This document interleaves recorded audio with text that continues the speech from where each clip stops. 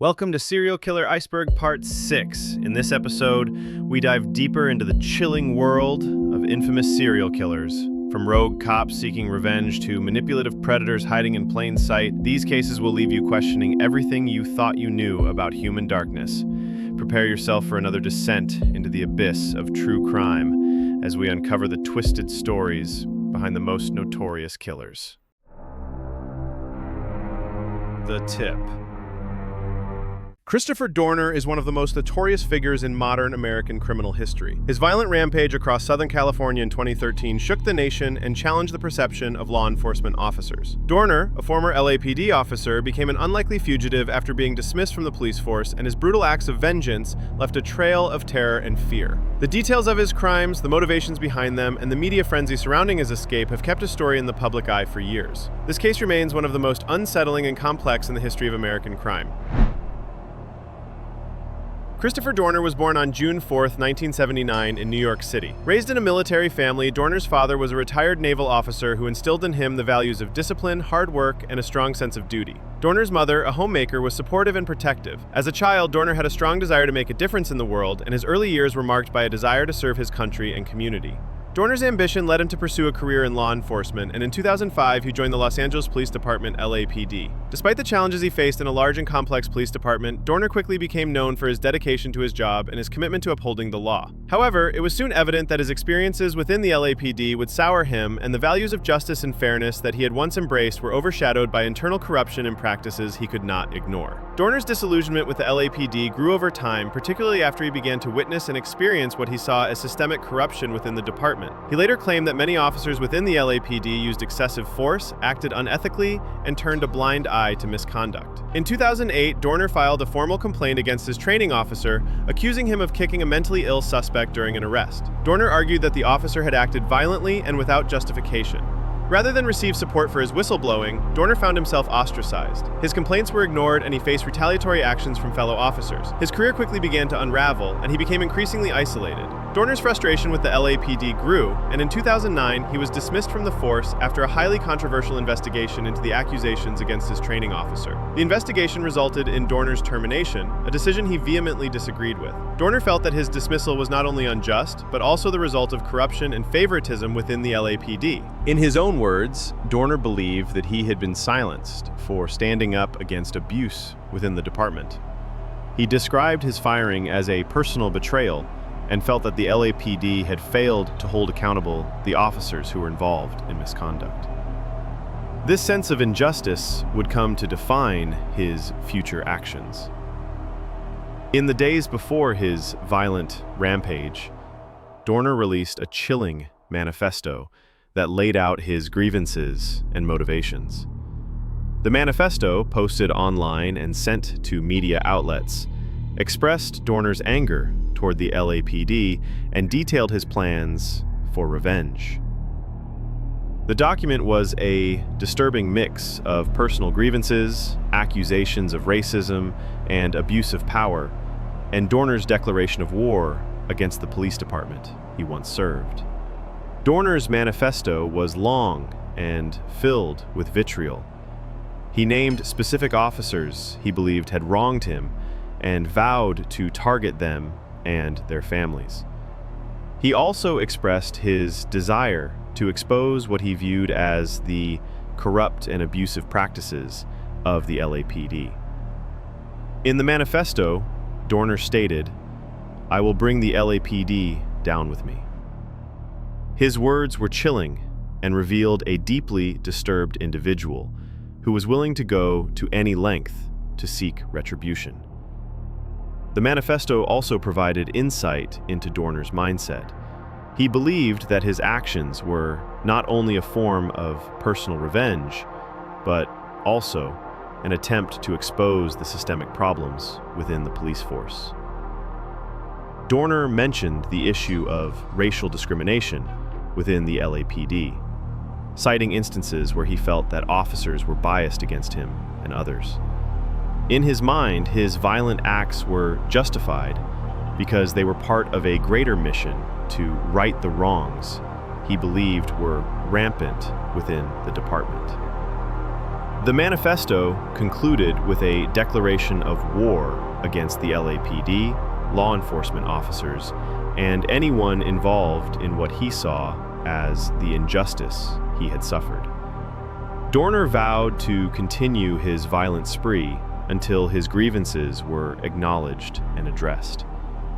It was clear that Dorner had become consumed by anger, bitterness, and a desire for revenge.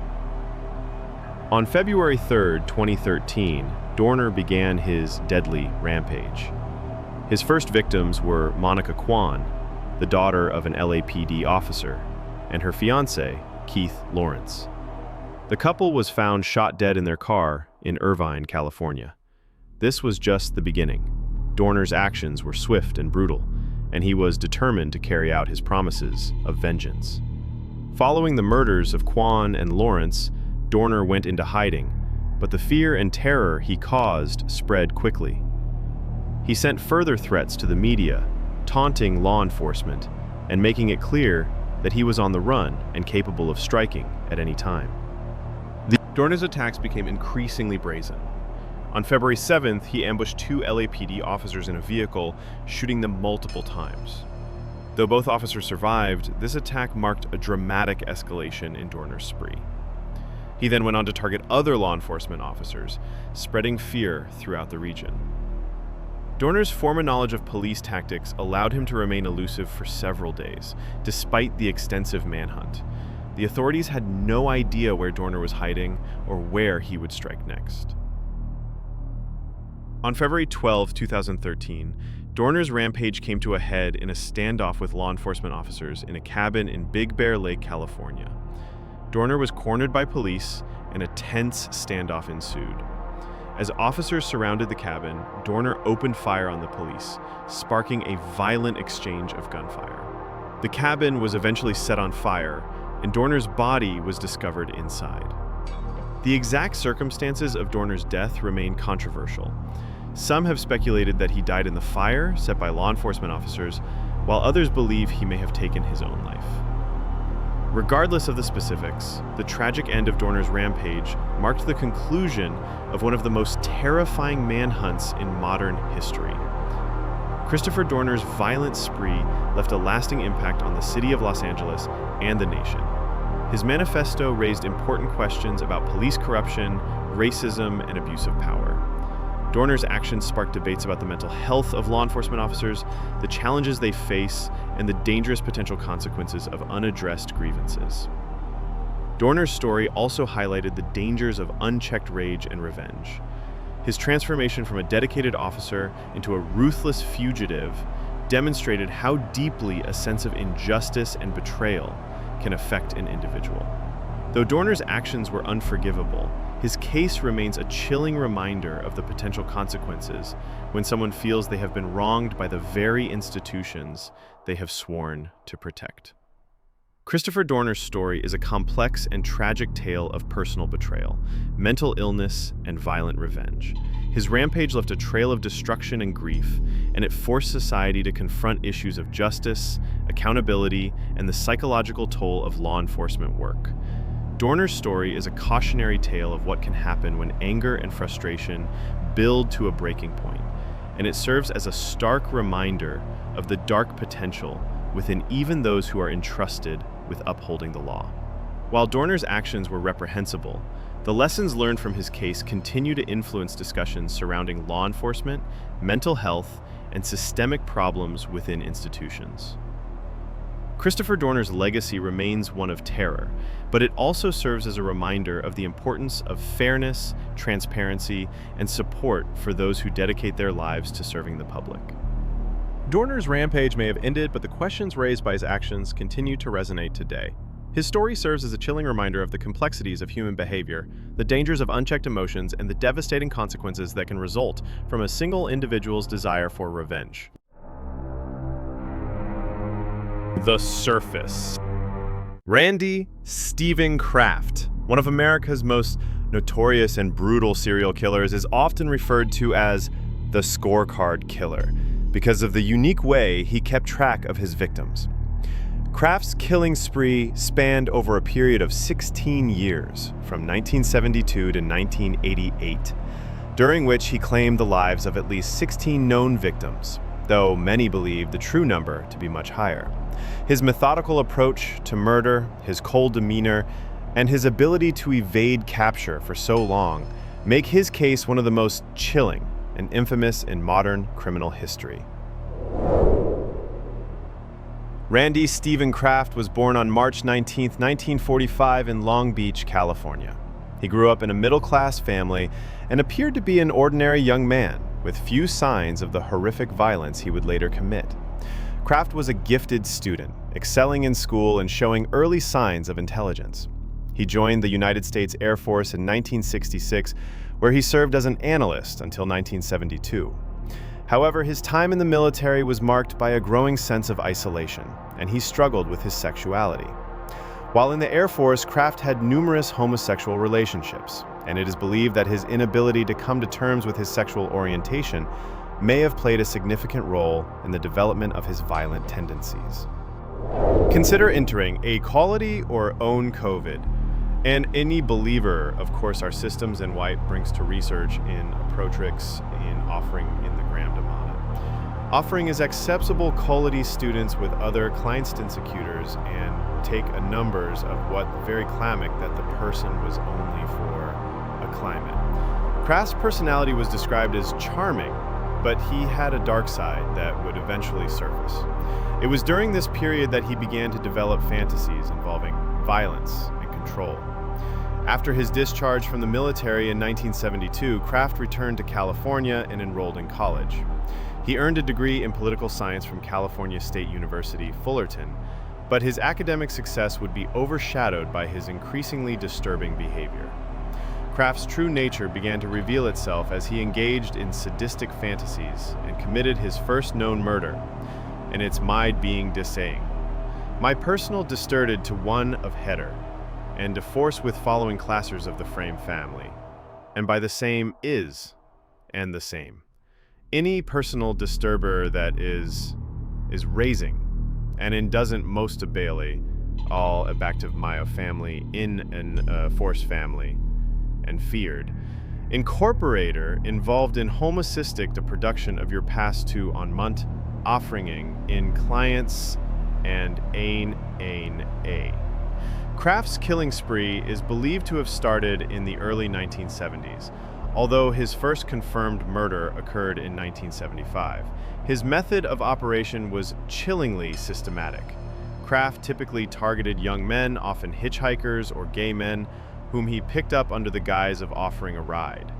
He would often lure his victims to isolated areas where he would drug them, sexually assault them, and then kill them. His choice of victims was varied, but they were generally young and vulnerable, with many of the victims sharing similar physical traits.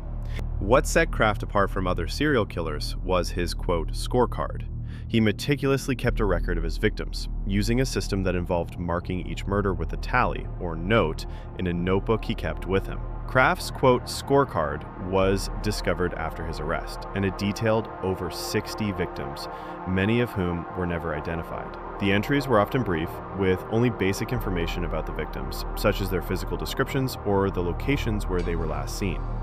Some of the entries also included cryptic notes about the manner of the murder, including how they had been killed and the date of death. It is believed that Kraft may have killed as many as 67 victims, though he was only convicted of 16 murders. His ability to evade capture for so long was due in part to the fact that he appeared to be an ordinary man with no obvious ties to the murders. He was known to frequent bars and social gatherings, often blending in with his surroundings, and he was able to avoid drawing attention to himself while committing his heinous acts. The police initially had no idea that a serial killer was operating in California. However, as the number of unsolved murders began to rise, investigators began to notice a pattern. The victims shared certain similarities. They were all young men, often gay or bisexual, and they were usually found in remote areas or off major highways. Many of the victims had been sexually assaulted, and they were all killed in a similar manner. This pattern led detectives to believe that the murders were the work of one individual. The break in the case came in 1983, when Kraft was arrested after a traffic stop. Police had been investigating him for some time, as he was linked to a series of unsolved murders through witness statements and forensic evidence. Kraft had been seen with one of his victims shortly before the murder occurred, and investigators had noticed that he often drove the same routes where bodies had been found. At the time of his arrest, Kraft was driving with the body of a young man in the car, and investigators found evidence linking him to multiple other murders. He was charged with the murder of 16 victims, but many believe that the true number of his victims is much higher. Following Kraft's arrest, police launched an extensive investigation into his activities, and they quickly linked him to several other unsolved murders. His, quote, scorecard was discovered, and investigators were able to match his entries with victims that had been found in various locations across California. The details of his crimes were shocking, as Kraft had been able to evade capture for so long while maintaining a seemingly normal life. During his trial, Kraft was described as a methodical and calculating killer who carefully planned his murders. He was known to be charming and manipulative, and his ability to deceive those around him made him even more dangerous. Kraft's defense team attempted to argue that he was not guilty of the murders, claiming that there was insufficient evidence to convict him. However, the prosecution presented a compelling case, and Kraft was ultimately found guilty of 16 murders. In 1989, Kraft was sentenced to death for his crimes, and he was incarcerated at San Quentin State Prison in California. Despite his conviction, Kraft maintained his innocence and continued to appeal his sentence. His case has become one of the most notorious in modern criminal history, and it has raised important questions about the nature of serial killers and the psychology behind their behavior. Randy Steven Kraft's story is one of horror, manipulation, and twisted desires. His ability to evade capture for so long while keeping a detailed record of his victims made him one of the most chilling and enigmatic serial killers in history. Kraft's scorecard remains a chilling reminder of the darkness that can lurk behind seemingly ordinary individuals. While Kraft's killing spree has ended, the legacy of his crimes continues to haunt the families of his victims and the communities that were affected by his actions. The details of his crimes, his meticulous record-keeping, and his ability to blend into society make him one of the most terrifying and disturbing figures in true crime history. Despite his conviction, Kraft has never admitted to the full extent of his crimes, and the true number of his victims remains a mystery. His case serves as a reminder of the dangers posed by individuals who are able to hide in plain sight while committing heinous acts. Randy Steven Kraft's legacy is one of terror, and his story continues to captivate those interested in the darkest corners of human nature. Randy Steven Kraft has actioned to the Calais known as the Scorecard Killer, is a figure whose crimes will never be forgotten. His systematic killings, his ability to elude capture, and his chilling scorecard have made him one of the most infamous serial killers in history. The Abyss. Jack Unterweger was an Austrian serial killer whose life story is as unsettling as his crimes. Known for his dual identity as both a journalist and a murderer, Unterweger's life and actions shocked the world.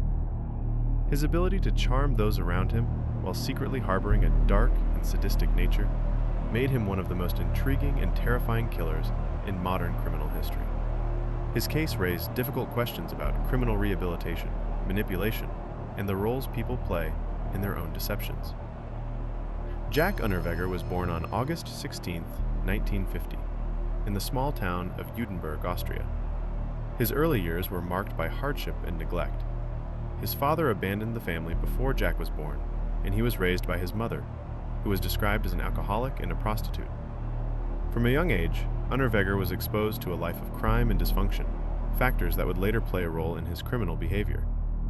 As a teenager, Unterweger became involved in petty crime, and his early criminal activities included theft, assault, and other violent acts.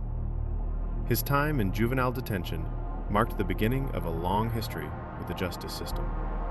By the time he was in his 20s, Unterweger was a seasoned criminal, and in 1974, he was convicted of the murder of a woman named Margareta Schodel, a crime that would shape the rest of his life.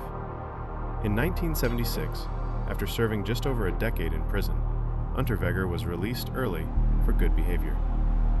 His release would mark a turning point, as he used his time outside of prison to reinvent himself as a writer and journalist. However, it would later become clear that his time in prison had not rehabilitated him.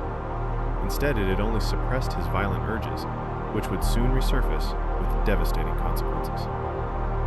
After his release, Jack Unterweger sought to distance himself from his criminal past. He enrolled in writing courses and began to work as a journalist. Through his writing, he became a well-known figure in Austrian literary circles, and he began to gain respect as a writer. His works, which often focused on the darker aspects of society, were praised for their raw and insightful nature. Unterweger's most famous work was his memoir, The Purgatory of a Prisoner, in which he reflected on his time in prison and his transformation from a criminal to a writer. The book was well received, and many saw it as a redemption story. Unterweger's public image as a reformed man was carefully crafted, and he was invited to speak at literary events and even offered writing assignments by Austrian magazines and newspapers. However, underneath this new persona lay the same violent tendencies that had led to his initial conviction. It was during this period that Unterweger began to kill again. His second series of murders would start in 1990, and this time, he would use his public persona as a writer to gain access to his victims. Between 1990 and 1992, Unterweger killed at least 11 women in Austria, Germany, and the United States. His victims were all prostitutes, and he would often use his charm and connections as a journalist to gain their trust, before luring them to their deaths. His method of killing was brutal and intimate, often involving strangulation with their own bras or other articles of clothing. Unterweger's killing spree was particularly chilling because he used his position as a journalist to cover up his crimes. He would often write articles about prostitution and the lives of women working in the sex trade, gaining access to them under the guise of conducting interviews. He would then exploit this trust to murder them in secluded areas. His victims were often strangled, and their bodies were left in remote locations, discarded like garbage. What made Unterweger particularly dangerous was his ability to blend into society. He was able to hide his true nature behind the guise of a successful writer, and he used his charisma and intelligence to manipulate those around him. He was well liked and respected by many in the literary community, which made it all the more shocking when his crimes were finally uncovered. The investigation into Unterweger's murders began when the bodies of several women were found in remote areas, with similar patterns of strangulation. The police quickly noticed that many of the victims had been prostitutes, and they began to suspect that the killer was someone who had knowledge of the sex trade. However, it wasn't until 1992 that the police connected the murders to Jack Unterweger. The breakthrough came when Unterweger was in Los Angeles on a journalistic assignment. He had been writing about the lives of prostitutes in the city, and during this time, a series of unsolved murders of sex workers were reported. The similarities between the killings in Los Angeles and those in Europe prompted investigators to take a closer look at Unterweger. They discovered that he had been in the area at the time of the murders, and his connections to the victims raised suspicions. In 1992, the police arrested Unterweger in Austria, and he was charged with the murders of several women. His arrest came after a long and arduous investigation, during which police had linked him to the killings through forensic evidence and witness statements. Unterweger's case became a media sensation, as the world grappled with the shocking revelation that a man who had been hailed as a reformed criminal was in fact a brutal serial killer. Jack Unterweger's trial was a media spectacle, as journalists and the public eagerly followed every twist and turn of the case. During the trial, Unterweger claimed that he was innocent and that he had been framed by the police. He maintained that his reputation as a journalist and his connections to the literary world had made him a target of false accusations. However, the evidence against him was overwhelming. The forensic evidence, including fingerprints and DNA, linked him to the murders of several women. His scorecard, a list of the women he had murdered, was found in his apartment, and his writings about prostitution and women's lives were shown to be eerily similar to the circumstances of his victims' deaths. The jury convicted Unterweger of multiple counts of murder, and he was sentenced to life in prison. The case of Jack Unterweger is one of the most chilling examples of how a person can hide their true nature behind a public persona. Despite being a convicted murderer, Unterweger was able to deceive those around him and gain access to his victims by using his position as a writer. His case raised important questions about the effectiveness of rehabilitation programs for criminals and the dangers of giving individuals like Unterweger the opportunity to re-enter society. Jack Unterweger's story remains one of the most unsettling in the history of serial killers. His ability to deceive, manipulate, and charm those around him allowed him to live a double life for years before his crimes were exposed. Unterweger's case serves as a chilling reminder of the dangers of trusting appearances and the capacity for evil that can lie beneath the surface. Unterweger's legacy is marked by the tragedy of his victims, who were all women whose lives were brutally taken by a man who used his charm and intelligence to gain their trust. His story is also a cautionary tale about the importance of not allowing criminals to reinvent themselves without proper oversight, especially when they have a history of violence and manipulation. Jack Unterweger's crimes remain some of the most disturbing and fascinating in the history of serial killers. His ability to use his public persona as a journalist to gain access to his victims makes his case one of the most chilling in modern true crime. The Void. Peter Sutcliffe, known as the, quote, Yorkshire Ripper, is one of the most infamous serial killers in British history. His killing spree, which spanned 5 years between 1975 and 1980, left a trail of terror across the north of England. Sutcliffe's brutal murders and his ability to evade capture for so long made him one of the most notorious figures in the history of British crime. His case raised questions about the police investigation, the media's role in sensationalizing crime, and the devastating effect such canon is college decaw. Peter Sutcliffe was born on June 2, 1946 in Bingley, West Yorkshire, England. He was the fourth of 6 children born to a working-class family. Sutcliffe's upbringing was unremarkable at first, but as he grew older, he began to show signs of violence and disturbing behavior. His father, John Sutcliffe, was a domineering figure who worked as a lorry driver, while his mother, Sarah, was described as cold and emotionally distant. Peter's relationship with his parents was strained, and he often felt neglected and unloved. Sutcliffe was a shy, introverted child who struggled in school. He was often bullied by his peers for his awkwardness and for his inability to fit in. Despite these difficulties, Sutcliffe showed some promise academically, though he did not excel in any particular area. His troubled upbringing would later play a significant role in shaping his violent tendencies. In his late teens, Sutcliffe began working as a grave digger at a local cemetery, a job that would have a lasting impact on his psyche. He became obsessed with death, and his fascination with corpses deepened over time. Sutcliffe also developed a growing hatred of women, and he began to harbor violent fantasies about attacking and killing them. Isama. Sutcliffe's first known attack occurred in 1975 when he brutally attacked a woman named Wilma McCann in Leeds. McCann, a 28-year-old mother of 4, was struck with a hammer and stabbed repeatedly. She died from her injuries, but Sutcliffe's crime went undetected at the time. The police investigation into the murder went cold, and Sutcliffe's violent tendencies only grew stronger. Over the next several years, Sutcliffe would go on to attack several more women, all of whom were prostitutes. His method of attack was brutal and sadistic. He would often pick up his victims in the street, offer them money for sex, and then attack them once they were alone.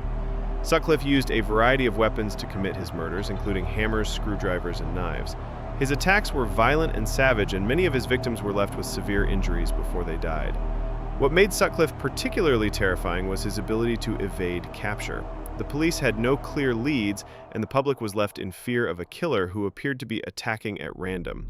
Sutcliffe would often stalk his victims for hours before making his move, and he carefully planned his attacks to ensure he left no evidence behind. Sutcliffe's killing spree escalated in 1977 when he murdered 3 women in quick succession. These murders were particularly brutal, and the police began to suspect that they were the work of a serial killer. The media, too, began to take notice, and the term Yorkshire Ripper was coined to describe the unknown killer who had been terrorizing the north of England. By 1978, Sutcliffe had killed at least 5 women, and the police launched a massive investigation to catch him. The case became a media sensation, and the pressure on the police to solve the crime grew. However, despite the widespread publicity and the many leads that the police received, Sutcliffe remained elusive. One of the key factors that hampered the investigation was the fact that Sutcliffe's victims were often women working in the sex trade. As a result, the police were often reluctant to take the case seriously, and the investigation was mishandled from the start. The police focused on the wrong suspects, and important leads were overlooked. In one case, Sutcliffe was interviewed by the police, but was dismissed as a suspect, despite having a history of violent behavior and a clear motive for his attacks. In 1980, Sutcliffe's killings reached a fever pitch, with several women being murdered in quick succession. His attacks were becoming more frequent and more violent, and the public was growing increasingly fearful. The police, however, were still no closer to catching the killer, not nation. The breakthrough in the case came in 1981, when Sutcliffe was finally apprehended after a routine traffic stop. He had been driving a car with no license plates, and the police had no idea that they were pulling over one of the most notorious serial killers in British history. When Sutcliffe was arrested, he initially denied any involvement in the murders, but his behavior was erratic, and the police soon realized that they had a major suspect on their hands. Sutcliffe was charged with the murders of 13 women and the attempted murder of 7 others. The police were able to link him to the murders through forensic evidence, including fingerprints and blood samples. Sutcliffe's arrest was a moment of relief for the public, but it also revealed just how long he had been able to evade capture. During his trial, Sutcliffe's defense team attempted to argue that he was suffering from paranoid schizophrenia, but the jury ultimately found him guilty of all the murders. He was sentenced to life in prison, where he would spend the rest of his days. Peter Sutcliffe's crimes left a lasting impact on the people of Yorkshire and the wider UK. His murders were brutal and senseless, and his ability to evade capture for so long made him a figure of fear and fascination. Sutcliffe's case also exposed flaws in the police investigation, which had been slow and ineffective in capturing the killer. The aftermath of Sutcliffe's arrest was marked by widespread media coverage, with documentaries, books, and films being made about his life and crimes. His name became synonymous with evil, and his story continues to captivate those interested in true crime. In the years following his conviction, Sutcliffe's mental state became a subject of debate. He was diagnosed with paranoid schizophrenia and was later moved to a psychiatric hospital, where he remained until his death in 2020. Sutcliffe's legacy is a dark one. His crimes are among the most heinous in British history, and his ability to evade capture for so long has made him a symbol of the terror that serial killers can instill in a community. The families of his victims continue to mourn their loss, and Sutcliffe's name will forever be associated with the Yorkshire Ripper murders. Peter Sutcliffe, the Yorkshire Ripper, remains one of the most notorious serial killers in the history of the UK. His brutal murders, his ability to evade capture for so long, and the flaws in the investigation that allowed him to continue his spree for so many years make his case one of the most chilling in modern true crime. Sutcliffe's crimes not only devastated the lives of his victims, but also left a lasting scar on the people of Yorkshire and beyond. As we wrap up today's journey into the world of true crime, we're left with more questions than answers. The twisted minds behind these chilling cases remind us that darkness can often hide in the most unsuspecting places. If you enjoyed today's episode, don't forget to subscribe and share your thoughts in the comments below. Thanks for watching, and stay tuned for more unsettling mysteries in the next episode.